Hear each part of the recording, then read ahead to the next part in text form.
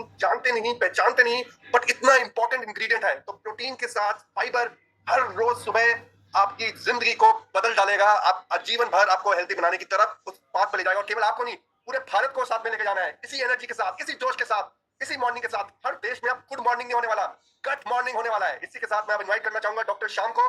ज्यादा समय नहीं देना चाहूंगा क्योंकि ऑलरेडी हम थोड़ा लेट चल रहे हैं। Doctor Shyam straight from California, हमारे डॉक्टर श्याम, मैं कह सकता हूँ कि हमारे दिल, हमारे दिमाग पे बसे हुए हैं, और वो जो हमें जानकारी दे रहे हैं, हमारे जीवन को बदल रहे हो। मैं उनको हर रोज उठकर प्रणाम करता हूँ, उनको याद करता हूँ, क्योंकि उन्होंने मेरी जिंदगी में इतना बदलाव लाए हैं जिसके कारण मैं आज 11 साल बॉडी एज यंगर हूँ। आप सब भी अचीव कर सकते हैं इस प्रोग्राम के माध्यम के थ्रू।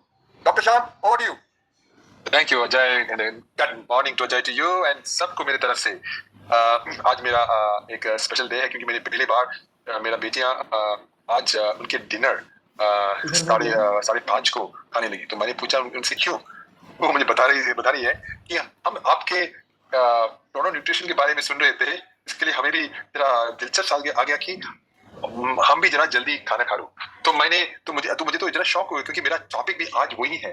क्या है कि इन्हें बोलते हैं कि समय सीमित भोजन एक क्रोनो न्यूट्रिशन के साथ बहुत क्लोजली संबंध है, क्लोजली कनेक्टेड है। बोलते हैं समय सीमित भोजन, टाइम रिस्ट्रिक्टेड ईटिंग। तो ये है, तो इसके बारे में जरा बात करूंगा, लेकिन उससे पहले मैं इंट्रोड्यूस करना चाहता हूँ हमारे special speaker today, one of my best scientist, हमारे एक बढ़िया साइंटिस्ट है हमें इंडिया में, उनके नाम है डॉक्टर निकिता मेहरा, और वो पीएचडी किए हुए हैं जमी हमदर्द से, और बहुत शानदार साइंटिस्ट है। तो मैं बहुत खुश हूँ कि वो हमारे साथ है। विटामिन्स और मिनरल्स, हमारे बॉडी क्लॉक के रिलेशनशिप क्या है वो आपको बताएगी। लेकिन जब before doctor Nikita comes on board, मैं आपसे एक स्टोरी बताता हूँ। एक क्लिनिकल स्टडी किया था लखनऊ में, किंग जॉर्ज मेडिकल यूनिवर्सिटी, आपको पता होगा, बहुत फेमस है king George medical university Lucknow में। तो इसके स्टडी के बारे में बताऊंगा। तो ये स्टडी टाइप 2 डायबिटीज को मैनेज करने और हमारे ओवरऑल हेल्थ और वेलबींग को ट्रांसफॉर्म करने का एक स्टडी था। तो सोचिए, एक सिंपल और पावरफुल चेंज के साथ आप अपने हेल्थ को कंट्रोल कर सकते हैं। तो ये स्टडी मैंने बताया किंग जॉर्ज मेडिकल यूनिवर्सिटी में हुई थी। उसमें 400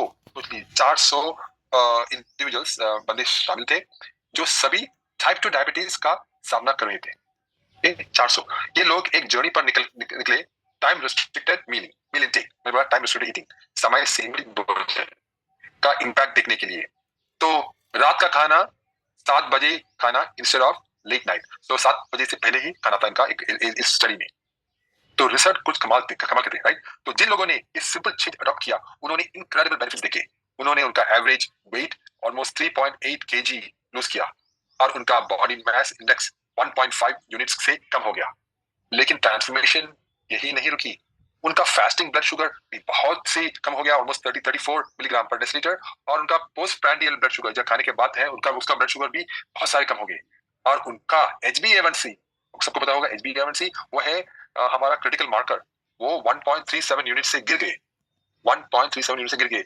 ये चेंजेस सिर्फ नंबर्स नहीं है, बल्कि उनकी क्वालिटी ऑफ लाइफ में सिग्निफिकेंट इंप्रूवमेंट को रिप्रेजेंट करते हैं। क्योंकि ये चेंजेस जो होते हैं, ये उतना मामूली चेंजेस नहीं है, हम सिर्फ नंबर्स देखते हैं, लेकिन उनका बॉडी में कितना चेंजेस हुआ होगा, बिकॉज इन्होंने वो समय सीमित भोजन किया।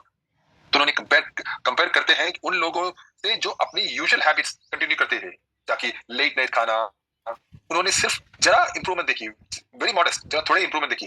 तो ये स्टार्क कॉन्ट्रैक्ट हाईलाइट करते हैं कि एक स्मॉल एडजस्टमेंट हमारे डेली रूटीन्स में कितना पावरफुल हो सकता है। तो इसके लिए मैं बहुत खुश हुआ कि मेरी बेटियां आज मेरे सामने बोले हम तो खा रहे हैं, वो खा रहे थे 5:30 को। तो इसका मतलब सबके लिए क्या है? इसका मतलब है कि अपने हेल्थ को कंट्रोल करने आपकी रीच में है, वो आपके हाथ में ही, आपकी मुट्ठी में है। सिर्फ अपना डिनर टाइम अर्ली में शिफ्ट करके individuals weight loss, better blood sugar control और एक हेल्थियर फ्यूचर के पोटेंशियल को अनलॉक कर सकते हैं। ये सिर्फ डायबिटीज को मैनेज करने की बात नहीं है, ये अपने आप को एक हेल्थियर, मोर फुलफिलिंग लाइफ जीने का एम्पावरमेंट देने की बात है। क्योंकि मुझे भी है कि मैं भी, मेरा डिनर भी बहुत जल्दी होते हैं। तो मुझे क्या है, मुझे बहुत टाइम मिलता है मेरे काम करने, मेरी फैमिली से मिलने। तो मैं तो रात में पूरा फ्री होता हूँ, मैं चिंता भी नहीं करता हूँ कि क्या करना है, मेरा तो हो गया, राइट। तो लेकिन एक बात है कि जो मैं इन्फॉर्मेशन, ये मेडिकल एडवाइस नहीं है, ये अपना डाइट या अपना रूटीन में कोई भी नई चेंजेस अपने डॉक्टर से कंसल्ट करना के बाद ही करें। तो मेरा जो रिसर्च बता रहे हैं, ये सिर्फ रिसर्च के लिए है, तो मैं आपको जैसे इन्फॉर्मेशन दे रहा हूँ। लेकिन आप अगर टाइप 2 डायबिटीज है, आपको और कोई है कुछ प्रॉब्लम्स है, डेफिनेटली आप डॉक्टर से बात कीजिए इस स्टडीज के बारे में। तो आपके हेल्थ केयर प्रोवाइडर आपके इंडिविजुअल नीड्स और सर्कमस्टेंसेस के लिए बेस्ट प्लान डिटरमिन करने में मदद करेगा। तो यही था मेरा आज का सोच और आज का रिसर्च टॉपिक, समय सीमित भोजन, टाइम रेस्ट्रिक्टेड ईटिंग। इसके बारे में बहुत सारे रिसर्च है, दुनिया में रिसर्चर्स ने बहुत सारी स्टडीज किए हैं, सब स्टडीज दिखाते हैं कि हमारे हेल्थ को कितने चेंजेस ला सकते हैं। तो यही था मेरा आज का सोच टीम, एंड आपके लिए शुभ morning and a great day today. And now Nikita, doctor Nikita, please stage is yours. Thank you doctor Shyam. A very happy good morning to everyone. बहुत बहुत स्वागत है आप सबका आज इस 10वें दिन में मॉर्निंग न्यूट्रिशन सेशन में। तो जैसा कि श्याम सर ने हमें बताया कि हमें क्यों जल्दी और टाइम पर खाना चाहिए, क्यों हमारा बॉडी क्लॉक के हिसाब से चलना जरूरी है, तो उसी को ध्यान में रखते हुए आज हम अपना आज का जो ज्ञान है उसको शुरू करते हैं, जो कि होगा माइक्रोन्यूट्रिएंट्स के बारे में। तो माइक्रोन्यूट्रिएंट्स क्या होते हैं? माइक्रोन्यूट्रिएंट्स से हम समझते हैं कि वो पोषण तत्व जो हमें बहुत कम मात्रा में चाहिए होते हैं, कम मात्रा में जरूर चाहिए पर वो बहुत जरूरी होते हैं। और दूसरा सवाल जो आज का रहेगा वो ये है कि हमें सुबह ही क्यों लेने हैं। ठीक है, तो ये दो चीजें हैं जो हम आज समझेंगे। तो पहला तो ये कि हमें माइक्रोन्यूट्रिएंट्स मतलब सूक्ष्म पोषण जो है वो हमें चाहिए, जिससे कि हमारी शारीरिक और मानसिक जो स्थिति है वो अच्छी बनी रहे, ओवरऑल हेल्थ जो है हमारी वो अच्छी रहे। तो अब ये माइक्रोन्यूट्रिएंट्स होते क्या है? तो माइक्रो का मतलब है छोटा, कम मात्रा में चाहिए, और न्यूट्रिएंट्स मतलब पोषण तत्व। तो माइक्रोन्यूट्रिएंट्स क्या हुए? वो पोषण तत्व जिनको हमें कम मात्रा में लेना है पर लेना बहुत जरूरी है। तो ये दो तरीके के होते हैं, एक होता है विटामिन्स और एक होते हैं हमारे मिनरल्स। अब विटामिन्स भी अगर हम समझे तो वो आगे दो तरीके के होते हैं। कुछ ऐसे होते हैं जो फैट में सॉल्युबल होते हैं हमारी बॉडी में, और एक कुछ होते हैं जो पानी में इजीली सॉल्युबल हो जाते हैं। पर मिनरल्स जो होते हैं वो जनरली हमारी बॉडी में जाकर घुलते नहीं है। पर इन विटामिन्स एंड मिनरल्स का बहुत ही एक महत्वपूर्ण रोल है हमारी बॉडी के अंदर। तो अगर हम बात करें वाटर सॉल्युबल विटामिन्स की, तो इसमें कौन से विटामिन्स आते हैं? इसमें होते हैं हमारे जैसे कि सारे विटामिन बी जो हमें ऊर्जा देते हैं हमारे शरीर को, या बायोटिन या विटामिन सी। तो ये सभी प्रकार के जो हमारे विटामिन्स हैं ये वाटर सॉल्युबल होते हैं और ये इजीली हमारी बॉडी के अंदर पानी में सॉल्युबल हो जाते हैं। पर यहीं अगर हम बात करें फैट सॉल्युबल विटामिन्स की, तो ये होते हैं 4 विटामिन्स जिसे आप इजीली डेक के नाम से याद रख सकते हैं। Vitamin D, vitamin A, vitamin के एंड विटामिन ई। तो ये जो विटामिन्स होते हैं ये हमारे होते हैं फैट सॉल्युबल विटामिन्स। अब इसके बाद अगर हम बात करें कि मिनरल्स क्या होते हैं, अब मिनरल्स हमें अर्थ में तो मिलते हैं, हमें मिनरल्स अर्थ में मिलते हैं, पर कुछ मिनरल्स ऐसे होते हैं जो हमारी बॉडी के लिए बहुत ज्यादा जरूरी है। हमारी बॉडी के अंदर कम से कम 4% जो हमारा कंपोजिशन है बॉडी का वो मिनरल्स ही है, क्योंकि ये हर किसी ना किसी स्टेप पर इनकी जरूरत हमें पड़ती है। अब ये मिनरल्स क्या है? जैसे कि कैल्शियम हो गया, सोडियम है, मैग्नीशियम है, पोटेशियम है, जिंक है। तो ये कुछ हमारे महत्वपूर्ण मिनरल्स हैं जो हमारी बॉडी को चाहिए होते हैं, और दोनों ही विटामिन्स और मिनरल्स हमारी बॉडी के अंदर बनते नहीं है। तो ये हमें अपनी डाइट से, बाहर फूड सोर्स से ही लेना पड़ता है, हमारी बॉडी इनको बना नहीं सकती है। तो अब लेकिन ठीक है, हमने समझा कि ये होते क्या है, तो ये बॉडी के अंदर जरूरी क्यों है और ये कैसे काम करते हैं, तो इसको आप कैसे समझ सकते हैं? जैसे एक ताला और चाबी अगर आप समझें, तो अगर आपको ताले को खोलने के लिए एक चाबी की जरूरत है और ताले को बंद करने के लिए आपको एक चाबी की जरूरत है, वैसे ही विटामिन्स और मिनरल्स जो हैं वो क्या करते हैं? अब हमें ये पता है कि हमारी बॉडी के अंदर बहुत सारे मेटाबॉलिक रिएक्शंस होते हैं। अब मेटाबॉलिक रिएक्शंस को काम करने के लिए कुछ एंजाइम्स का यूज होता है। तो जो एंजाइम्स हमारे मेटाबॉलिक रिएक्शंस में यूज होते हैं, उन एंजाइम्स के साथ हमारे विटामिन्स एंड मिनरल्स जो होते हैं वो जाकर जुड़ जाते हैं, और वो तब जाकर वो हमारा एंजाइम जो है वो आगे काम करता है और हमारी जो मेटाबॉलिक रिएक्शन है वो पूरी हो पाती है। तो एक एग्जांपल से हम समझ सकते हैं कि जैसे कि विटामिन B6 है, तो वो क्या करता है? अब हमने वो हमारे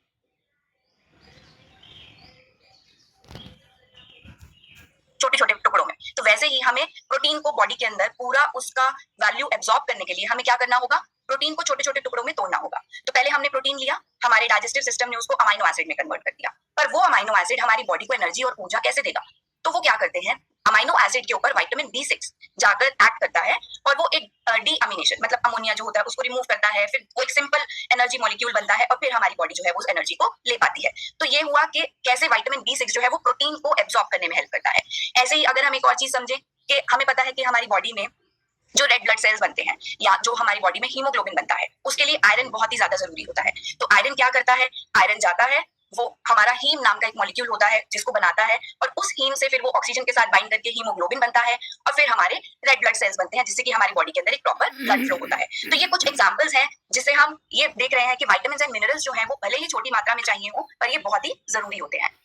तो अब क्या करते हैं, ये क्यों जरूरी है? विटामिन्स जो हैं, बहुत सारे विटामिन्स होते हैं और ये हमारे देखने की जो रोशनी है उसको बढ़ाते हैं। हमारी बॉडी में जो बॉडी की पैथोजन से लड़ने की शक्ति है, हमारी इम्यूनिटी है, उसको बूस्ट करते हैं, उसको बढ़ाते हैं। हमारी अच्छी स्किन की हेल्थ के लिए बहुत जरूरी है।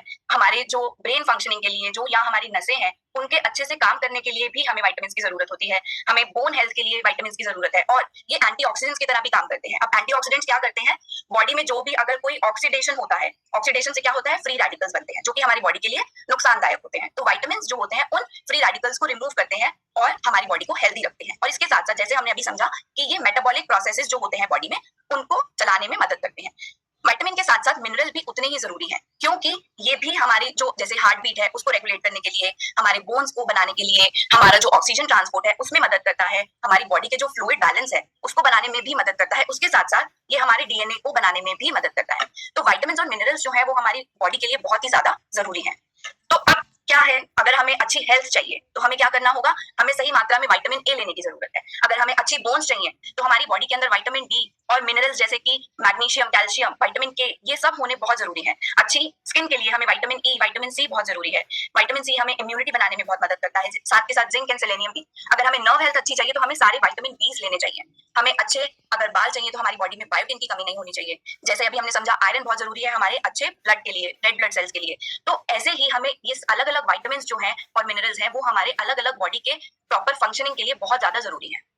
तो अब क्या होगा, अगर आपकी बॉडी में इन पोषण तत्वों की मात्रा पूरी नहीं है, कमी है, तो क्या होगा, और ये लंबे समय तक रहती है तो आपकी नजर कमजोर हो जाएगी, आपको धुंधला दिखने लगेगा। आपके अगर ब्रेन फंक्शनिंग प्रॉपर नहीं हो रही है तो आपकी मेमोरी पुअर रहेगी, आपकी याद करने की क्षमता जो है वो कम हो जाएगी। अब अगर आपकी नर्व्स में, आपके मसल में वो ताकत नहीं है तो आपकी मसल वीकनेस होने लगेगी, क्योंकि आपको अपने बैलेंस डाइट के साथ साथ ये ध्यान रखना है कि आपको वो सारे पोषण तत्व सही मात्रा में मिल रहे हैं जिससे कि आप मसल बिल्डिंग कर सकें। अगर आप को सही मात्रा में पोषण नहीं है तो आपको मेंटल क्लैरिटी नहीं रहेगा, आपको कंफ्यूजन रहेगा। और कभी कभी सही पोषण ना होने की वजह से भी हमारे को भूख नहीं लगती है, तो हमारी एपेटाइट कम हो जाती है जिससे कि हम और ज्यादा डिजीज प्रोन की ओर बढ़ते हैं। और इसके साथ साथ हमें बॉडी के अंदर थकान बहुत महसूस होती है, हमारी बॉडी में एनर्जी नहीं रहती है, और अगर ये लंबे समय तक रहता है तो डिप्रेशन भी हो सकता है। तो अब सवाल ये है कि आपको ये माइक्रो न्यूट्रिएंट्स मिल कहाँ से सकते हैं, कहाँ से लेने हैं आपको ये पोषण तत्व। तो अगर हम बात करें विटामिन की, जैसे कि विटामिन ए, सारे विटामिन बी है, सी, डी, ई, के, ए, ये कहाँ से मिलेंगे। तो अगर आपको विटामिन ए सही मात्रा में चाहिए तो आपको हरी सब्जियां खानी चाहिए, आपको ऑरेंज एंड येलो वेजिटेबल्स जैसे कि कैरेट है, स्वीट पोटैटो है, पंपकिन है, इन सब में विटामिन ए की मात्रा बहुत अच्छी होती है। और अगर हम विटामिन डी चाहिए आपको तो आपको विटामिन डी मिलेगा जैसे कि सालमन हो गया, या कॉड लिवर ऑयल है, या फिर हमारे फोर्टिफाइड सीरियल्स होते हैं इनसे। और अगर आपको विटामिन ई चाहिए तो आपको नट्स से, या आपको पीनट से, सनफ्लावर सीड्स हैं, एवोकाडो है, ये सब विटामिन ई में बहुत अच्छे होते हैं। ऐसे ही विटामिन के भी आपको हरी सब्जियों से, ब्रोकली से, स्प्राउट्स, कैबेज, ये सब लेने चाहिए। विटामिन सी के लिए सभी प्रकार के सिट्रस फ्रूट्स, चाहे वो ऑरेंज हो, लेमन हो, स्ट्रॉबेरीज, टोमेटोज, ये सब विटामिन सी में बहुत अच्छी मात्रा होती है। विटामिन बी1 जो है वो हमें मिलता है जैसे कि फिश से मिलेगा, या मटर है, या हमारे एनरिच सीरियल्स हैं। यही अगर हम बात करें विटामिन बी2 की तो वो हमें मिल्क से मिल सकता है, चीज है या एग्स है, इन सबसे हमें विटामिन बी2 मिलता है। विटामिन बी3 जो है वो भी हमें मीट सोर्सेज से, या सीरियल से, या नट्स या सीड से मिलता है। ऐसे ही बी6 भी हमें सीरियल्स एंड नट्स से मिलता है। और वैसे ही हमें जो बी7 है वो हमें एवोकाडोज में, अगर हम वेजिटेरियन सोर्स देखें, और अगर नॉन वेज सोर्स देखें तो सालमन में बी7 बहुत अच्छी मात्रा में है। ऐसे ही फॉलिक एसिड हरी सब्जियों में, और ब्रोकली में, बीन्स में, पीनट्स में बहुत ज्यादा होता है। और बी12 के लिए हमें फिश, एग्स, डेयरी प्रोडक्ट्स, ये सब लेने चाहिए जो कि बी12 को हमारी बॉडी के अंदर न्यूट्रिएंट्स पहुंचा पाए। तो ये सभी विटामिन सोर्स हमें अपनी डाइट के अंदर इंक्लूड करने चाहिए। और यही हम बात करें मिनरल्स की, तो जैसे कि कैल्शियम हमें पता है कि बोन और टीथ के लिए बहुत जरूरी है, तो वो हम मिल्क से ले सकते हैं या हरी सब्जियों से ले सकते हैं जिनमें कैल्शियम बहुत अच्छी मात्रा में होता है। हमें क्लोराइड की जरूरत है क्योंकि वो हमारे जो स्टमक के अंदर एसिड होता है उसको बनाने में हेल्प करता है, वो हम अपने नमक से ले सकते हैं। मैग्नीशियम है वो भी हम नट्स से ले सकते हैं। ऐसे ही फास्फोरस भी हमें बहुत सारे नट्स से मिलता है जो कि हमारे सेल मेम्ब्रेन के फंक्शन में हेल्प करता है। पोटेशियम हमें बनाना से मिल सकता है, जो दालें हैं उनसे मिल सकता है, ये हमारा बॉडी फ्लूइड और ब्लड प्रेशर को रेगुलेट करने में हेल्प करता है। और पोटेशियम के साथ साथ सोडियम भी हमारा ब्लड प्रेशर और बॉडी फ्लूइड को मेंटेन करने के लिए जरूरी होता है। ये भी हम हमारे सॉल्ट या वेजिटेबल जूसेस जो होते हैं उनसे ले सकते हैं। अब ये हमें पता चला कि ये विटामिन और मिनरल्स हमें लेने चाहिए, पर ये सब पता होने के बावजूद स्टडीज ने ये देखा कि 10 लोगों में से कम 8 लोग ऐसे हैं इंडिया में जो माइक्रोन्यूट्रिएंट डेफिशिएंट हैं। मतलब लगभग 80% लोग जो हैं उनमें इन पोषण तत्वों की मात्रा जरूरी जितनी होनी चाहिए वो नहीं है। और ये बात हुई हमने अगर ओवरऑल देखा, और इसके साथ साथ अगर हम सिर्फ और सिर्फ विमेन पॉपुलेशन को देखते हैं, औरतों में ये पाया गया कि विटामिन डी लगभग 70 से 90% महिलाओं में विटामिन डी की कमी है। आयरन जो है लगभग 50% औरतों में कमी है। कैल्शियम, विटामिन ए, आयोडीन, ये कुछ हमारे बहुत ही जरूरी पोषण तत्व है जो हमारी इंडिया की औरतें जो हैं, जो महिलाएं हैं, उनमें इन पोषण तत्वों की मात्रा भरपूर नहीं है जो होनी चाहिए एक अच्छी बॉडी के लिए। तो अब ये सवाल मैं आप सबसे पूछना चाहूंगी, आप सब अपना सवाल जो है जवाब चैट बॉक्स में डाल सकते हैं कि आज का सिंपल सा सवाल ये है कि आप में से कितने लोग हैं जो एक बैलेंस डाइट खाते हैं हर रोज। बैलेंस डाइट आप यहाँ स्क्रीन पर देख सकते हैं, एक ऐसी प्लेट जिसमें भरपूर वेजिटेबल्स हो और जिसमें फ्रूट्स हो, फाइबर हो, प्रोटीन हो। ऐसे कितने लोग हैं? आप हाँ या ना में जवाब दे सकते हैं अगर आप बैलेंस डाइट लेते हैं तो। ओके, कमलेश जी कह रहे हैं कि हम वो बैलेंस डाइट का सेवन करते हैं। Okay okay, mixed answers. बहुत लोग कह रहे हैं करते हैं, बहुत कह रहे हैं कि हम नहीं करते हैं, काफी हद तक लोग कह रहे हैं कि हम नहीं करते हैं। ओके, तो अगर आप बैलेंस डाइट का सेवन नहीं कर रहे हैं तो क्या हो रहा है, और अगर आप कर भी रहे हैं तो भी क्या आपको वो पोषण तत्व जो आपकी बॉडी को चाहिए वो मिल पा रहे हैं? जो सब्जियां आपके घर तक आ रही हैं क्या वो उन न्यूट्रिशन से भरपूर है जो उसमें होने चाहिए? तो ये देखा गया है कि जब वो सब्जी एक फील्ड से निकलती है और आपके प्लेट तक पहुंचती है तो क्या होता है, हमें सब्जियों को हमारे घर तक पहुंचने में कम से कम उगने के बाद 10 से 11 दिन 12 दिन तो लग ही जाते हैं। तो उतने में ये देखा गया कि हमारे जैसे ग्रीन बीन्स है या ब्रोकली है, कॉलीफ्लावर है, गोभी जिसे बोलते हैं, या हमारे मटर है या गाजर है, इन सब में ये देखा गया कि लगभग 45, 25, 15% जो हमारे न्यूट्रिएंट की मात्रा है वो हमारी प्लेट तक पहुंचने तक तो पहले ही चली जाती है। और उसके बाद अब हमें क्या करना है इस चीज को अवॉइड करने के लिए? हमें अपने खाने को जितनी जल्दी हम अपनी सब्जियों को खा सके उतनी जल्दी खाना है। हमें अपनी सब्जियों को सड़ने के लिए नहीं छोड़ना है, जल्दी खाना चाहिए। सही मात्रा में पानी का यूज करना चाहिए उनको वॉश करने के लिए, बहुत ज्यादा पानी में नहीं धोना चाहिए। जो हम सब्जियां काट रहे हैं वो बिल्कुल लास्ट मिनट पे काट के उन्हें छोड़ना नहीं चाहिए जिससे कि और उसमें वाटर लॉस हो। जिन सब्जियों की आप छिलके खा सकते हैं वो भी खाएं और अपने खाने को बहुत देर तक ना छोड़ें। तो ये कुछ चीजें हैं आप इनके साथ जो कर सकते हैं, क्योंकि ये आपके पास जब तक सब्जियां पहुंचेंगी कुछ न्यूट्रिशन तो वैसे ही खत्म हो जाता है। और इसके साथ साथ फिर हम क्या करते हैं, हम सब्जियों को पकाते हैं। और इंडियन कुकिंग स्टाइल कैसा है कि हम बहुत लंबे समय तक पकाते हैं जब तक हमारी सब्जियां पूरी सॉफ्ट और मशी नहीं हो जाती, उनका रंग बदल जाता है। तो उसमें क्या होता है, जब हम बहुत हाई हीट पे पकाते हैं या बहुत लंबे समय तक पकाते हैं तो जो हमारे उसमें न्यूट्रिएंट्स होते हैं उनकी मात्रा जो है वो कम हो जाती है, ना के बराबर होती है, और हमारी बॉडी को वो पोषण तक नहीं मिल पाते। तो हमें लग भी रहा है कि हम हेल्दी डाइट खा रहे हैं पर तब भी हमें वो माइक्रोन्यूट्रिएंट्स नहीं मिल रहे हैं। और कभी कभार हम बहुत ज्यादा पानी में धो देते हैं, बहुत देर तक पानी में रखते हैं, तो जो वाटर सॉल्युबल न्यूट्रिएंट्स है वो हमारे वेस्ट हो जाते हैं। तो ऐसा ही ये हमने देखा कि ठीक है, हमने सब्जियों का डेटा देखा कि कितनी हमारी न्यूट्रिएंट्स लॉस हो रहे हैं। तो एक स्टडी जो है वो एक एनालिटिकल टीम ने किया और ये देखा उसमें कि अलग अलग रीजन के, इंडिया के अलग अलग रीजन से पका हुआ खाना लिया जो हम खाते हैं और उसको एनालाइज किया कि उसमें कितने पोषण तत्वों की मात्रा है, कितने माइक्रोन्यूट्रिएंट्स पकने के बाद हमें मिल रहे हैं। और सरप्राइजिंगली हमें लगा कि ये बैलेंस डाइट है और हमने 2000 कैलोरी डाइट का एक स्टैंडर्ड डाइट लिया, उसको ऑब्जर्व किया और ये देखा कि जो भी हमारे न्यूट्रिएंट्स थे उसमें से लगभग हमारे जो 54% माइक्रोन्यूट्रिएंट्स थे, वो माइक्रोन्यूट्रिएंट्स कौन से, विटामिन्स एंड मिनरल्स, उनकी मात्रा जो है वो बहुत ही कम थी। जितनी हमारी बॉडी को चाहिए, जो आरडीए वैल्यू है जिसमें हमें ये माइक्रोन्यूट्रिएंट्स चाहिए होते हैं, वो हमें नहीं मिले, वो उसकी मात्रा उनसे कम थी। और जो हमें न्यूट्रिएंट्स ज्यादा मिले, 46% कुछ न्यूट्रिएंट्स ऐसे थे जो हमें ज्यादा मात्रा में मिले, वो क्या थे, केवल मैक्रोन्यूट्रिएंट्स, मतलब फैट्स एंड कार्बोहाइड्रेट्स। तो उस डाइट में हमें फैट और कार्बोहाइड्रेट जितना हमारी बॉडी को चाहिए उससे ज्यादा था, पर जो माइक्रोन्यूट्रिएंट्स हमारी बॉडी को चाहिए जैसे कि विटामिन्स एंड मिनरल्स, ये सब जितने हमें चाहिए उससे बहुत ही कम मात्रा में थे। तो इसका मतलब क्या हुआ कि अगर हम डाइट खा भी रहे हैं बैलेंस डाइट, तो हमें वो जो पोषण तत्व चाहिए बॉडी को वो नहीं मिल पा रहे हैं। तो अब क्या रीजन है हमें पोषण तत्व नहीं मिल पा रहे हैं? एक तो हमारा अनहेल्दी लाइफस्टाइल जो हो गया है, हमारे ईटिंग पैटर्न्स ठीक नहीं है, कभी कभी लोग बहुत रिस्ट्रिक्टिव डाइट खाते हैं उस वजह से उनको न्यूट्रिशन नहीं मिल पाता है, हमारे क्रॉप्स जो हमारे पास पहुंच रहे हैं वो उनमें न्यूट्रिशन वैल्यू नहीं है, इसके साथ साथ हमारे कुकिंग स्टाइल जो है वो भी ठीक नहीं है। इसकी वजह से इन सभी कारणों को मिलाकर अगर हम देखें तो माइक्रोन्यूट्रिएंट्स हमारी बॉडी को डाइट के थ्रू नहीं मिल पा रहे हैं। और अगर हम अच्छा रॉ वेजिटेबल भी खाएं या अच्छे तरीके से पकाकर भी खाएं तो भी आपको पता है कि आपको जितना विटामिन ए आपकी बॉडी को चाहिए होगा, अगर सिर्फ आप स्ट्रॉबेरी से विटामिन ए लेंगे तो आपको कम से कम 233 स्ट्रॉबेरीज खानी पड़ेगी। अगर आपको विटामिन सी जितना बॉडी को चाहिए तो आपको कम से कम 16 कप पंपकिन का खाना पड़ेगा। तो अब अगर आपको बायोटिन चाहिए अपनी बॉडी के लिए तो आपको कम से कम 21 बनानास खाने पड़ेंगे। तो क्या आपके लिए ये पॉसिबल है इतना सारा खाना जिससे कि आपकी रोज की जो विटामिन की और मिनरल्स की जो क्वांटिटी है वो पूरी हो पाए, आपको जो सही मात्रा में एक बैलेंस्ड पोषण तत्व मिले? थोड़ा मुश्किल है। तो अब ये बताइए कि कितने लोग हैं जो हमारा इतना सारा खाना खा सकते हैं इन माइक्रोन्यूट्रिएंट्स की नीड को पूरा करने के लिए? बहुत ही कम, ना के बराबर होंगे लोग जो खाते होंगे, कुछ होंगे जो खाते होंगे बट बहुत ही कम। तो अब आप लोगों से ये सवाल है मेरा, आप अपने आंसर्स चैट बॉक्स में डाल सकते हैं कि माइक्रोन्यूट्रिएंट जो गैप है जो हमें डाइट से नहीं मिल पा रहा है उसको हम पूरा कैसे कर सकते हैं? किस तरीके से हम अपने इस गैप को पूरा करें जिससे कि हमारी बॉडी को जो रोज का विटामिन और मिनरल चाहिए वो मिल पाए? आप अपने आंसर चैट बॉक्स में डाल सकते हैं।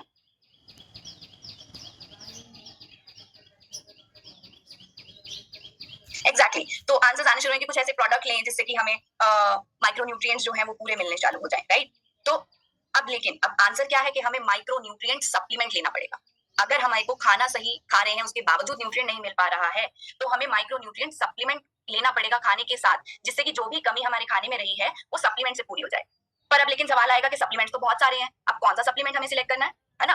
अब सप्लीमेंट सिलेक्ट करते हुए आपको कुछ चीजें हैं जो दिमाग में जरूर रखनी चाहिए कि जिससे कि आप एक अच्छा और एक इफेक्टिव माइक्रोन्यूट्रिएंट सप्लीमेंट सिलेक्ट कर सके। तो वो क्या चीजें हैं जो आपको सिलेक्ट करनी चाहिए? आपको देखना चाहिए कि पहला कि वो सेफ होना चाहिए, हमारा जो माइक्रोन्यूट्रिएंट सप्लीमेंट है वो प्योर हो, पोटेंट हो, मतलब कि वो सेफ हो, प्योर हो और वो हमारा जो भी उसमें एक्टिव है वो सही मात्रा में हो, जिससे कि वो सही इफेक्ट दिखा सके हमारी बॉडी में। उसके अंदर कोई पेस्टिसाइड्स नहीं होने चाहिए, कोई टॉक्सिन्स, कोई हेवी मेटल्स नहीं होने चाहिए जो हमारी बॉडी को नुकसान पहुंचाए।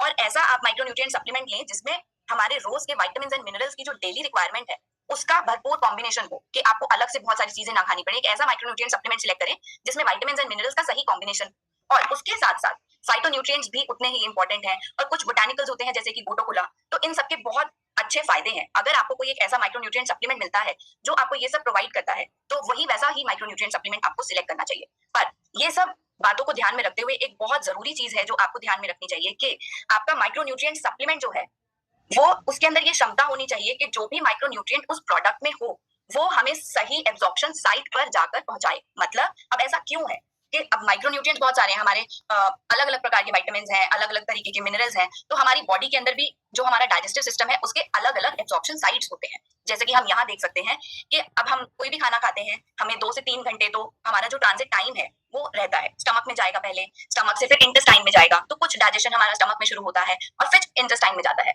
तो जो स्टमक में है कुछ हमारे ऐसे विटामिन्स एंड मिनरल्स होते हैं जो स्टमक में एब्जॉर्ब होते हैं, कुछ हमारे विटामिन्स एंड मिनरल्स होते हैं जो इंटेस्टाइन में होते हैं। पर इंटेस्टाइन में भी अलग अलग विटामिन्स, अगर जैसे मैं देखूं स्टमक के अंदर हमारा कॉपर, आयोडीन, मोलिब्डेनम, ये जो है वो स्टमक के अंदर एब्जॉर्ब हो जाते हैं।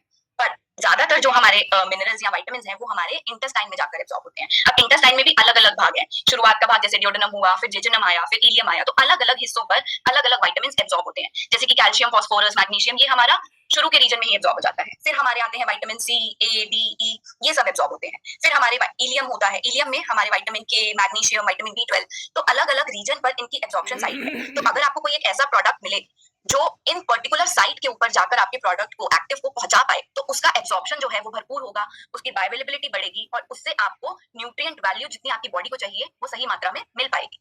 तो अब ऐसा करने के लिए, ऐसा एब्जॉर्प्शन साइट में होने के लिए आपको क्या ध्यान में रखना होगा कि कोई ऐसा प्रोडक्ट जो DLDR टेक्नोलॉजी पे बेस्ड हो। जिसे DLDR का क्या मतलब है? डुअल लेयर डिलेड रिलीज, मतलब कि हम कुछ इस तरीके से प्रोडक्ट को बनाएं कि कुछ एक्टिव जैसे कि हमारा कैल्शियम, मैग्नीशियम है वो स्टमक में ही रिलीज हो जाए, और कुछ ऐसा हमारे लेयर हो उस प्रोडक्ट में जो कि सिर्फ और सिर्फ इंटेस्टाइन में रिलीज हो, और इंटेस्टाइन में भी इस तरीके से रिलीज हो कि वो उसके एब्जॉर्प्शन साइट पर पहुंचा पाए। तो ये कुछ चीजें हैं जो हमें ध्यान में रखनी चाहिए एक माइक्रोन्यूट्रिएंट सप्लीमेंट सिलेक्ट करते टाइम। और अब बात आती है कि समय की बात करें। अब हमने ये देखा कि माइक्रोन्यूट्रिएंट्स जो है वो हमें डाइट से पूरे नहीं मिल पा रहे हैं, वो गैप है, हमें माइक्रोन्यूट्रिएंट सप्लीमेंट लेना चाहिए। सप्लीमेंट कैसा होना चाहिए हमने ये समझा, पर लेकिन अब उसको किस समय पर लें? तो स्टडीज ने ये दिखाया कि जनरली अगर आप अपना ब्रेकफास्ट स्किप करते हैं, तो एक 240 सब्जेक्ट्स के ऊपर ये स्टडी की गई, उनको 3 महीने का डाइटरी इंस्ट्रक्शन दिया गया और उनको 9 महीने का एक मेंटेनेंस फेज में रखा गया, और फिर उनको देखा कि क्या हो रहा है। तो जो लोग ब्रेकफास्ट स्किप कर रहे थे उनमें ये देखा गया कि थायमिन, फोलेट, नियासिन, इन सब की मात्रा जो थी विटामिन्स की, उनकी बॉडी के अंदर बहुत ही कम पाई गई जो ब्रेकफास्ट ले रहे थे उनसे। ऐसा ही एक और स्टडी था जो national health and nutrition examination ने सर्वे किया। उन्होंने 18,900 लोगों से ज्यादा लोगों पर ये सर्वे किया और एक 8 साल की ड्यूरेशन में, और उन्होंने ये देखा कि जो लोग ब्रेकफास्ट खा रहे हैं उनमें vitamin A, D, C, calcium, potassium, folate, इन सब की मात्रा जो थी वो कंपैरेटिवली ज्यादा थी एज कंपेयर टू जो ब्रेकफास्ट नहीं खा रहे हैं, रिलेटिवली ज्यादा थी। पर और इसके साथ साथ एक और स्टडी थी जिसमें 8,174 लोगों के ऊपर की गई, और उसमें ये देखा गया कि जो लोग ब्रेकफास्ट कर रहे हैं उनके जो पूरी बॉडी का ओवरऑल एनर्जी, जो उनको ऊर्जा मिल रही है, वो केवल सिर्फ ब्रेकफास्ट से ही मिलती है। पर अब ये मात्रा उनमें ज्यादा तो पाई गई, पर क्या वो उतनी थी जितनी हमारी बॉडी को चाहिए? तो ये एक स्टडी देखी गई, उसमें 2 स्टडीज और देखी गई, जिसमें क्या किया उन्होंने, ब्रेकफास्ट के साथ साथ उन्होंने सप्लीमेंटेशन भी देना शुरू किया। तो उन्होंने क्या किया, मल्टीविटामिन सप्लीमेंट दिए। 58 लोगों के ऊपर ये स्टडी की गई और डिफरेंट एज ग्रुप के थे। 1 महीने तक ये ऑब्जर्व किया और फिर उसके बाद उन लोगों को एनालाइज किया कि क्या इंप्रूवमेंट हो रहा है अगर वो अपने ब्रेकफास्ट के साथ साथ माइक्रोन्यूट्रिएंट सप्लीमेंट लेते हैं। तो उसमें ये देखा गया कि जो लोग सप्लीमेंट्स ले रहे थे तो उनमें जो विटामिन B6, B12 की मात्रा जो थी उनके ब्लड में वो बढ़ गई, और इसके साथ साथ जो मूड स्विंग्स होते हैं, जो डिप्रेशन है या जो न्यूरोनल प्रॉब्लम्स होती हैं, वो सब जो है वो बहुत ही कम देखी गई उन लोगों में जिन्होंने ब्रेकफास्ट के साथ सप्लीमेंट्स लिए, क्योंकि उनके अंदर माइक्रोन्यूट्रिएंट्स की मात्रा जो थी वो उनको भरपूर मिल पा रही थी। इसके साथ साथ एक और स्टडी थी जिसमें उन्होंने 80 लोगों पर एक ऐसा स्टडी किया जो एक हेल्दी डाइट ले रहे थे, उसके साथ साथ उन्होंने उनको 8 हफ्तों तक मतलब 2 महीने तक उन्होंने मल्टीविटामिन दिए और फिर उनको देखा डिफरेंट डिफरेंट विटामिन के उनके बढ़े या नहीं बढ़े, तो सिग्निफिकेंट इंक्रीज देखा गया जो विटामिन डी के लेवल थे या folate, vitamin B 12, vitamin C, riboflavin coefficient जो एक्टिविटी कोफिशिएंट था, ये सब जो उनकी इंप्रूवमेंट देखी गई उन लोगों में जिन्होंने सप्लीमेंट्स लिए ब्रेकफास्ट के साथ।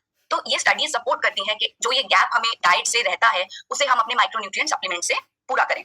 और इसके साथ साथ अब मॉर्निंग में ही क्यों लें? मॉर्निंग में इसलिए लें क्योंकि हमारी जो बॉडी की क्लॉक है, अगर हम सही समय पे खाते हैं, ये हमने अभी तक समझा है। अब तक हम ये समझ चुके हैं कि हमारी बॉडी क्लॉक कैसे चलती है। अगर हम सही समय पर उठ रहे हैं, सही समय पर खा रहे हैं, तो हमारा गट जो माइक्रोबायोम है वो हेल्दी रहता है। उसके साथ साथ हमारा जो ओवरऑल जेनेटिक हेल्थ है या जो हमारे मेटाबॉलिक प्रोसेस है वो सही तरीके से काम करते हैं। तो अगर हम सही समय पर उसको माइक्रोन्यूट्रिएंट्स पहुंचाएंगे तो ये जो प्रक्रिया है हमारी बॉडी की वो सही तरीके से चलती रहेगी। पर यही अगर हम नहीं खाते हैं न्यूट्रिएंट्स को हमारे बॉडी क्लॉक के हिसाब से और हम अनहेल्दी डाइट लेते हैं, हम समय से सो भी नहीं रहे हैं, तो उससे क्या होगा? हमारी बॉडी में जेनेटिक ऑल्टरेशंस होंगे, हमारा जो गट माइक्रोबायोम बैलेंस है वो डिसबैलेंस हो जाएगा। तो अब जैसे ही आप कैसे समझ सकते हैं कि हमारा अगर कोई एक म्यूजिकल नोट है, कोई भी बीच में से एक म्यूजिकल नोट अगर हिल जाता है तो पूरी रिदम बिगड़ जाती है म्यूजिक की। तो ऐसा ही हमारी बॉडी के साथ है। अगर सही समय पर कुछ चीजें नहीं मिलेंगी तो हमारी बॉडी के जो मेटाबॉलिक प्रोसेसेस हैं वो ऑल्टर होने लगेंगे और लंबे समय तक अगर ये होता है तो हमें प्रॉब्लम्स हो सकती हैं। तो हमें उन्हें सही समय पर मॉर्निंग टाइम पर लेना जरूरी है। तो अब समय पर क्यों लेना है? एक तो पहली बात कि माइक्रोन्यूट्रिएंट्स हमें एनर्जी बनाने में हेल्प करते हैं, ये हमारे अच्छे इम्यून सिस्टम को बनाने में हेल्प करते हैं। अब आप एक रात में एक लंबे, हमें पता है कि रात में बॉडी जो है वो एक रिपेयर मोड में जाती है ना? जब बॉडी रिपेयर मोड में जाती है और आपने अगर आप बॉडी क्लॉक फॉलो कर रहे हैं, आप सही समय पे डिनर कर रहे हैं, तो एक लंबा गैप आ जाता है। तो हमारी बॉडी जो है उसमें माइक्रोन्यूट्रिएंट्स की मात्रा जो है वो कम है, उतनी नहीं है जितनी उसमें होनी चाहिए। तो इसलिए मॉर्निंग में लेने से हमें बहुत ज्यादा फायदे हैं कि अगर हम उसको सुबह लेंगे तो जो हमारी बॉडी में इनएडिक्वेट अमाउंट है, मतलब जो कमी है विटामिन एंड मिनरल्स की सुबह के समय, वो पूरी हो जाएगी और हम अपना दिन जो है वो बहुत ही अच्छे और एनर्जेटिक वे में स्टार्ट कर सकते हैं। तो उससे हमारी ओवरऑल हेल्थ, हमारी मेमोरी, हमारी बोन, आई हेल्थ, स्किन हेल्थ सब अच्छी रहेगी। तो सही पोषण तत्वों का होना, सही समय पर होना बहुत ज्यादा जरूरी है। तो अब क्या टिप्स है, कैसे आप इन माइक्रोन्यूट्रिएंट्स को अपने डेली डाइट में इंक्लूड कर सकते हैं? पहला कि आप एक अच्छा हेल्दी डाइट लें और दूसरा आप ये इंश्योर करें कि आप अच्छी क्वालिटी का फूड ले रहे हैं, जो आप क्रॉप्स ले रहे हैं वो पोषण से भरपूर है, उसमें न्यूट्रिएंट लॉस कम हो। आप अच्छे कुकिंग मेथड्स अडॉप्ट करें, बहुत लंबे समय तक बहुत ज्यादा हीट पर खाने को ना पकाएं और इसके साथ साथ तब भी जो गैप रह जाता है उसको पूरा करने के लिए आप एक हाई क्वालिटी का माइक्रोन्यूट्रिएंट सप्लीमेंट लें और उन बातों को जरूर ध्यान में रखें जो मैंने आपको अभी शेयर की है। तो इसी के साथ हम अपनी एक हेल्दी हैबिट जो है वो आज अडॉप्ट करेंगे। वो क्या है कि हम ये सब इंश्योर करेंगे कि हम अपना ब्रेकफास्ट जो है वो पोषण से भरपूर हो, न्यूट्रिएंट पैक्ड ब्रेकफास्ट लेंगे और हम कोशिश करेंगे कि हम एक रेनबो खाएं, मतलब हर कलर की वेजिटेबल और फ्रूट्स होने चाहिए उसमें, जिससे कि अब आप सैलेड खा सकते हैं, स्मूदीज बना सकते हैं, रॉ फ्रूट या रॉ वेजिटेबल्स खा सकते हैं, जैसा आपको अच्छा लगे। पर आपको ये इंश्योर करना है कि आप अलग अलग कलर के वेजिटेबल्स एंड फ्रूट्स खाएं, जिससे कि आपको सभी तरीके के विटामिन एंड मिनरल्स मिल सके और जो भी कमी रह जाए वो आप सप्लीमेंटेशन से पूरी करें। जो कि क्यों जरूरी है, हमने समझा है कि न्यूट्रिएंट्स पूरे भरपूर मिलेंगे, इम्यूनिटी स्ट्रांग रहेगी, डाइजेशन अच्छा होगा, ओवरऑल हेल्थ अच्छी रहेगी, मानसिक एंड शारीरिक हेल्थ जो है हमारी वो बहुत अच्छी रहेगी। तो इसी के साथ हमारा हम आज से फिर अपना शाइन एंड मंत्रा जो है राइज एंड शाइन, वो फिर से एक बार दोहराएंगे कि हमें ये ध्यान रखना है इस पोषण तत्वों के ज्ञान के साथ साथ कि हमें अपना दिन जो है वो ग्रैटिट्यूड और ऑप्टिमिज्म के साथ शुरू करना है, एक पॉजिटिव सोच के साथ शुरू करना है। हमें अपना न्यूट्रिशन लेना है पूरा, हमें अपने दिन के जो इंटेंशंस है, कैसे हमें डे स्टार्ट करना है, वो एक सही सेट करेंगे जिससे कि हम अच्छा एनर्जेटिक डे स्टार्ट कर सकें। हम कुछ नया सीखेंगे और इसके साथ साथ हम अपने डेली रूटीन में एक्सरसाइज जरूर करेंगे। तो इसी के साथ हम चलते हैं आज की एक हेल्दी रेसिपी देखने के लिए। आज का रेसिपी रहेगा फॉर द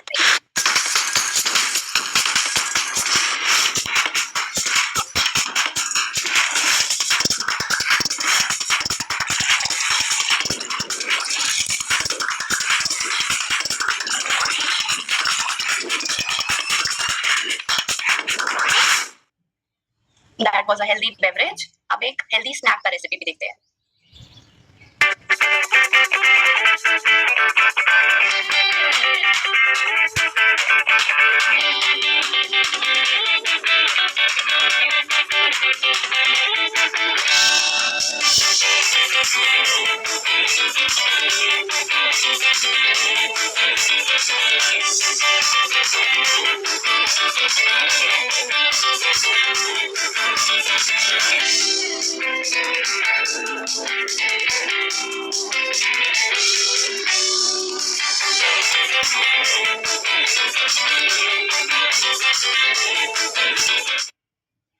ये दो रेसिपीज हमारे थे हेल्दी हेल्दी बेवरेज ड्रिंक और हेल्दी स्नैक। तो आप देखा आपने कि कैसे आप एक सिंपल बनाना शेक को फाइबर और प्रोटीन ऐड करके आप उसकी न्यूट्रिएंट वैल्यू बढ़ा सकते हैं। ऐसे ही आप सिंपल राइस इडली के बजाय आप मिलेट इडली बनाएं और उसके साथ साथ आप उसमें फाइबर एंड प्रोटीन ऐड करके उसकी न्यूट्रिएंट वैल्यू को बढ़ा सकते हैं।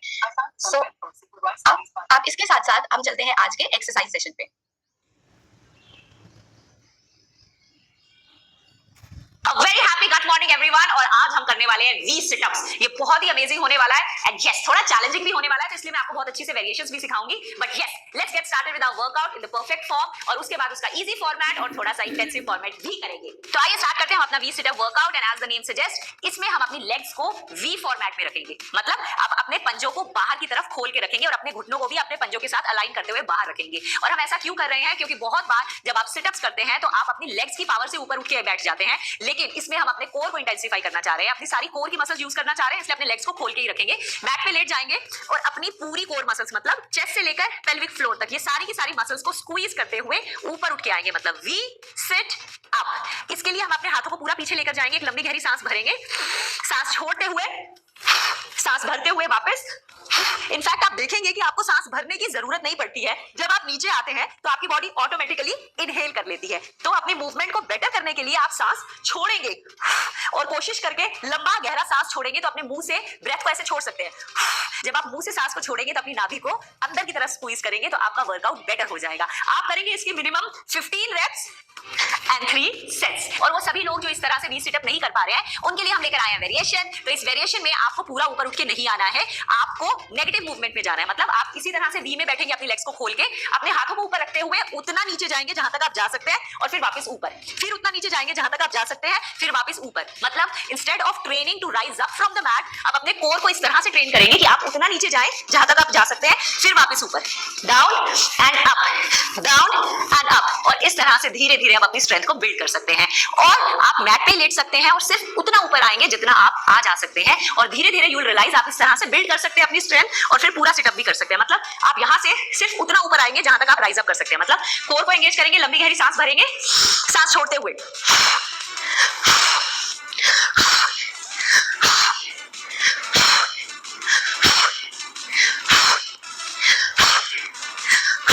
इस तरह से मिनिमम 15 रेप्स और 3 सेट्स करेंगे। रेप्स और सेट्स के नंबर में कोई डिफरेंस नहीं आएगा। और अगर हम इसी मूव को इंटेंसिफाई करने वाले हैं तो हम क्या उठाने वाले हैं अपने हाथ में? हमारा सबसे अमेजिंग फ्रेंड वेट। इसके लिए आप किसी भी वेट को ले सकते हैं, वेट प्लेट को ले सकते हैं या डंबल को ले सकते हैं और इनफैक्ट सिंपल वाटर बॉटल से भी स्टार्ट कर सकते हैं। पूरा स्ट्रेच करते हुए नीचे लेकर जाएंगे, लंबी गहरी सांस भरेंगे, सांस को छोड़ते हुए ऊपर की तरफ।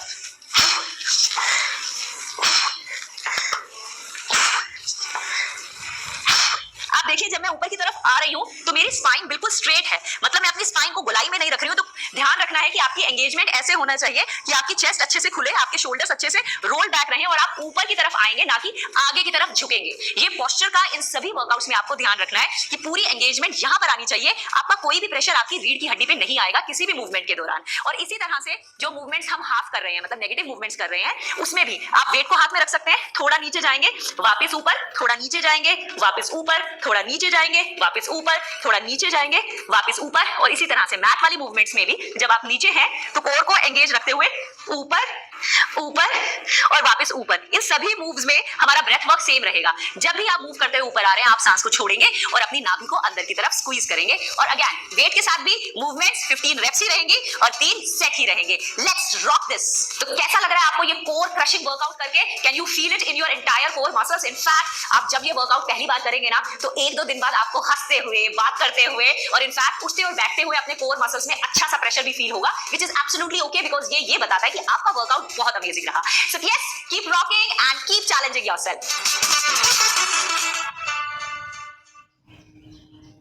तो ये था हमारा एक्सरसाइज। आई होप आप सभी एक्सरसाइज अपने रूटीन में अडॉप्ट करेंगे। सिंपल, डिफिकल्ट, हर वेरिएशन है, तो सिंपल से शुरू कीजिए और इंटेंस वर्जन तक जाएं एंड कोशिश करें कि आप ये healthy beverages, healthy snacks and exercise को अपने रूटीन में जरूर अडॉप्ट करें। सो आज के लिए हम यहीं पर खत्म करेंगे अपना सेशन। मिलेंगे आपसे फिर कल